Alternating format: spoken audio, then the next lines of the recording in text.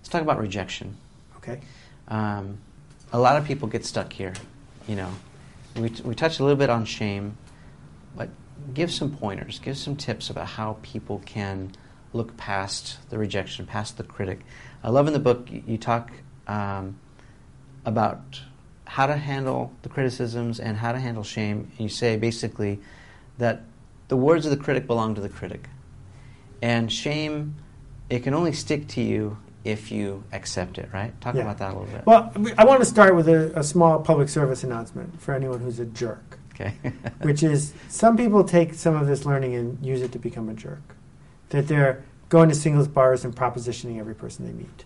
That they are walking up to people everywhere they go and handing them a business card to sell them their thing that they don't need. And they think that that is the path to becoming a great salesperson. Because it's about numbers. It's a law of attrition. Right? And they think that they're being rejected. Well, in fact, they're not being rejected. A jerk is being rejected because they're not actually even present. They're just putting up this facade. Anytime someone sends me a note and I politely decline, they write back, well, it doesn't hurt to ask. Well, actually, it does hurt to ask. It hurts to ask because I won't view you the same way next time. And it hurts to ask because you didn't take the time to earn the privilege to ask. And It hurts to ask because if you had gotten a yes by asking for something else, it would have been easier to get a yes for the next thing next time. So this idea that you should just go around getting rejected for fun, kicks, because it's pretending that you're doing your work, I'm not buying that. But now to answer your question. One of the things I learned, for about 8 years I was close to bankruptcy when I was building my book business. And in my first year I got 800 rejection letters in a row, 900 rejection letters in a row. And it would have been really easy to give up. There wasn't a lot of support for what I was doing in the house or out of the house, and it wasn't working. Is there a line drawn in the sand, like, okay, we're going to give it this much time and then go get out and get a real job? Yeah. I mean, I had my own line, which is if I ran out of money, I was done. And it kept getting closer and closer to running out of money, dancing right on that edge for a really long time.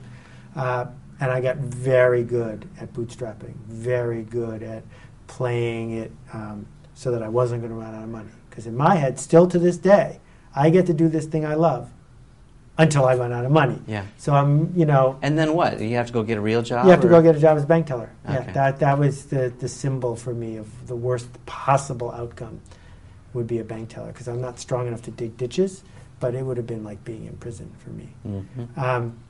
And what I came to understand is that the right kind of no isn't a no. It's a, I learned what doesn't work, or no for now.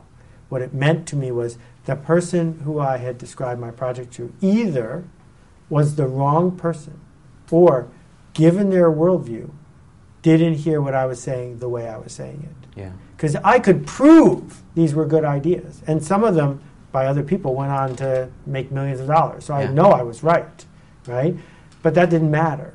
What mattered was they didn't think I was right. And that was, it's that transference of belief that's so critical. So this idea, and we had a database. At one point I had 9 people in my book group. And we had a database in FileMaker Pro.